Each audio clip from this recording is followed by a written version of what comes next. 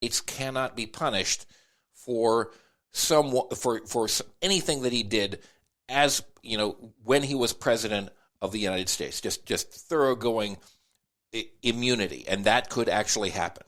That could very likely happen because of what Mitch McConnell did, and that's just one individual ruling. Aside from Dobbs, aside from the Chevron thing, I mean, just the whole regulatory infrastructure of that's been built up over the last 90 years, basically just wiped away by all of this. I mean, it's so disturbing, and at this point, it's not looking good. And the closest thing that we have to recompense for that is that it's looking like Trump may have to sell some of his properties, and that's fantastic. That is not enough recompense, but it is a very pleasurable thing to see. So basically, his lawyers have confirmed that he is a broke ass bitch.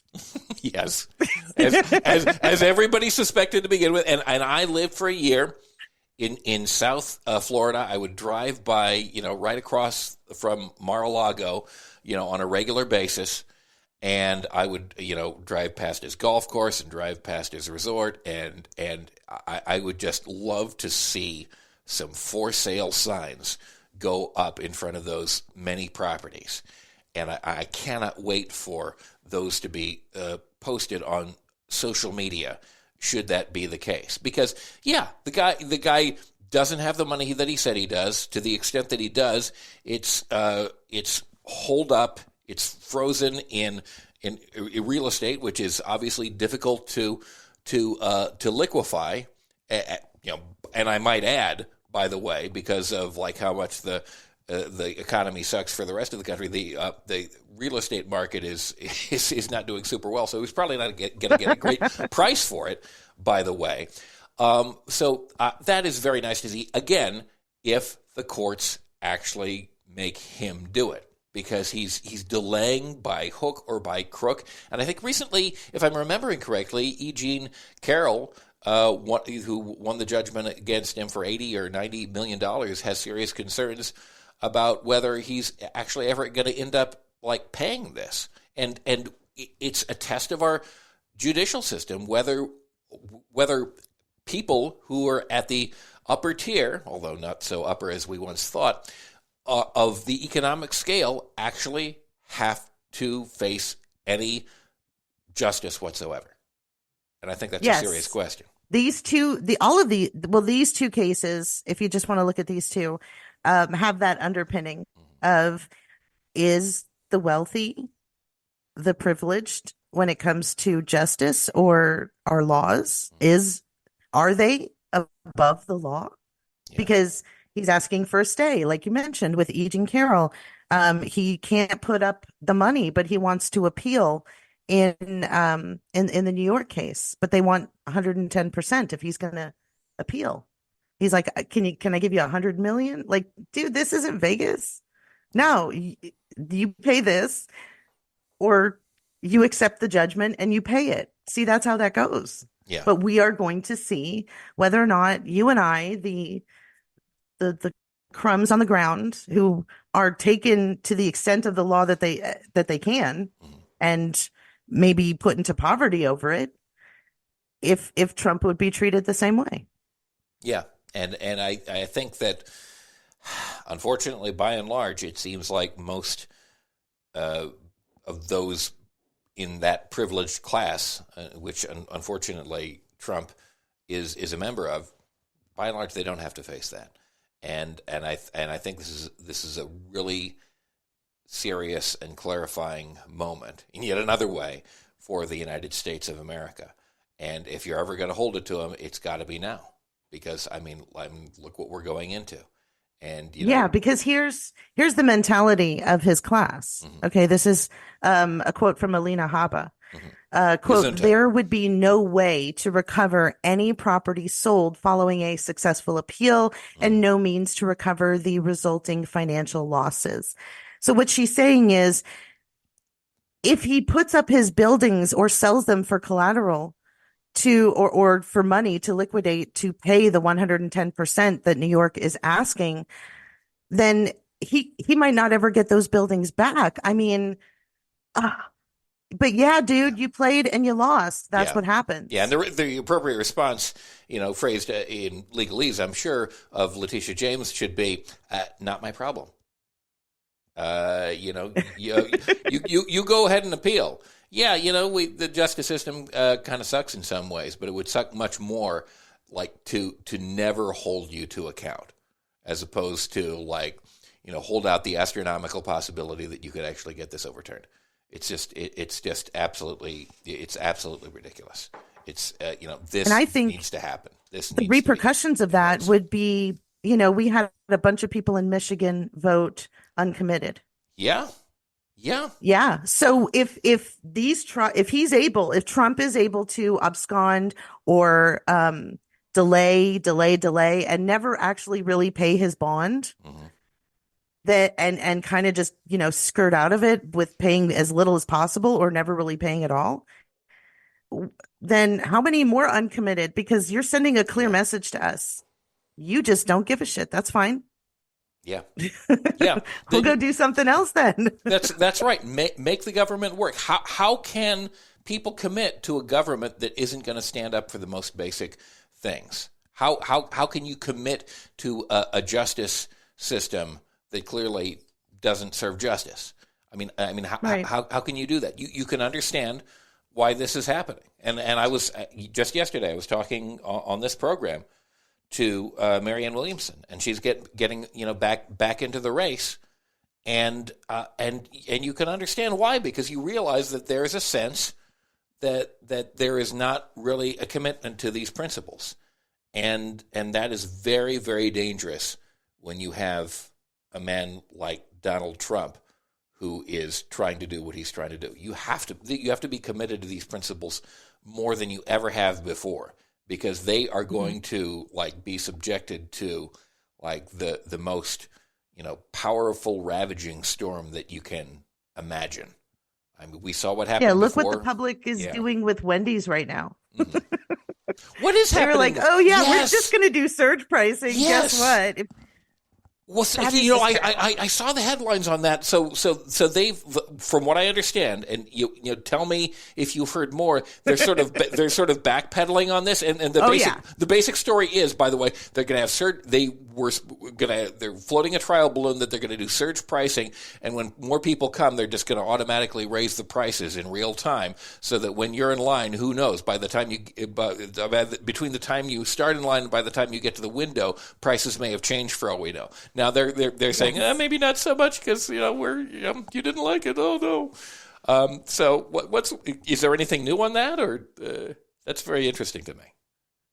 I thought the amount of time it took from that call, that report coming out, and that investor call, and people's reaction to it, and then their backpedaling, which was really an argument of semantics. It drove me nuts, because they said, we are not doing surge pricing. We are trying out something called dynamic pricing. Oh, God. Okay, listen, folks. The same thing that's going on because of what's going on in Gaza to Starbucks and their competitor, McDonald's, is going to happen to Wendy's, because right now Frosted Flakes is supposed to be your dinner if you can't afford to eat, according to the CEO, right? Oh my God! Let them eat Frosted Flakes. yes, exactly. And again, let me just, for those who haven't heard about it, because I had not yet had an opportunity to discuss it on the show, and you need to know about this. The CEO of Kellogg's Frosted Flakes. Okay, he says that you should we're now pitching this as a dinner thing because it's cheap. And because we know you're poor. They have commercials to back it up. Yes, yeah. And I saw one of those, and can't we just have cereal for dinner, Mom? And it's just, oh my God, they're going to be, they will be there with the overpriced bread and water when it comes to that point. Mm-hmm. They'll put it in a nice package, but Kellogg's bread and water, or better yet, Kellogg's instant gruel.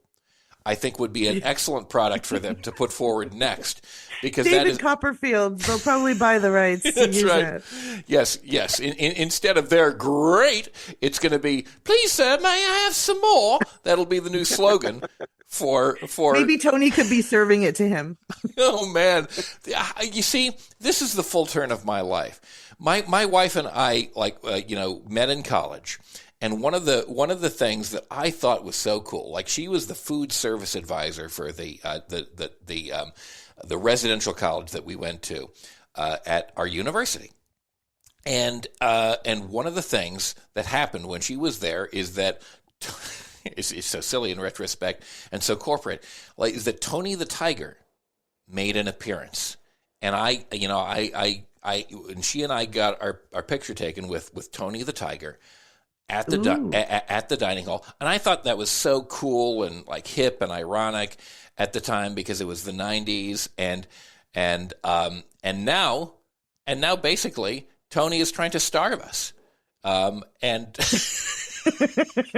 and they've risen their price. They've raised. Yes. I'm malnutrition. I have malnutrition. See, I can't even say that word. Well, I need more than Frosted Flakes, CEO man. Okay. They have raised their price by 25% in the last couple of years. Yeah.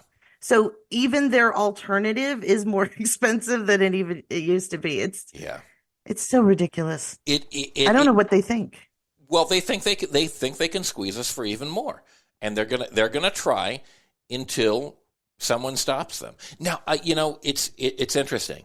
Right now, at the head of the Federal Trade Commission, we have actually a really good person, Lena Khan, who has an incredible willingness to take these industries on.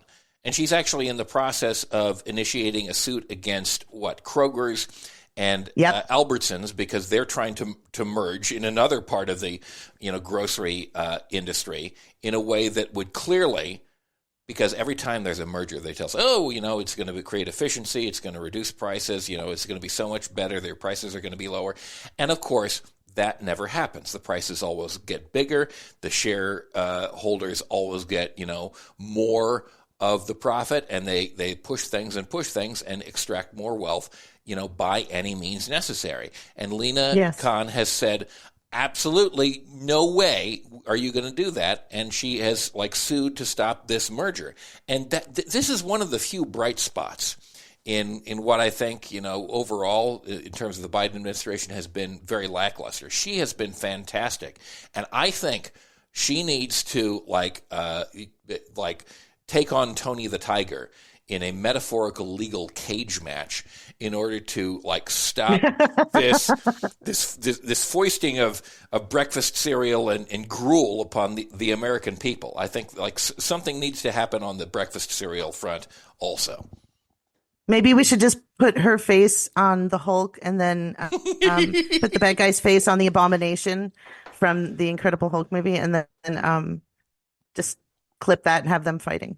Hey, I'm for that. Or we can have progressive superstars on the Wheaties boxes to replace the traditional athletes, and I think that she would be number one on that series. I think that we need progressive cereals that's good, wholesome, adequately fortified so that we all get our brain nutrients, and that's very important. And also it puts forward a message, valorizing those who are doing good in society, as opposed to the corporate hacks that seem to be in control at the moment. That's my vision. Oh, absolutely. I mean, give the kids somebody to look up to. Come on. Yeah. Hey, I'm for it. I am there. Better role models make better people. And then those people who are young are going to be, in a couple of decades in our society, and we're either going to be complaining about them or impressed by them. Why don't we do them a favor? Because that's all up to us anyway. and help them out by giving them the right role models. I think so. I think so. It makes a difference, and we need to lift her up, and she's my hero of the day. I mean, she really is. Lena Khan. She's one of the few people out there that's still like doing her job and doing like excellent things and doing the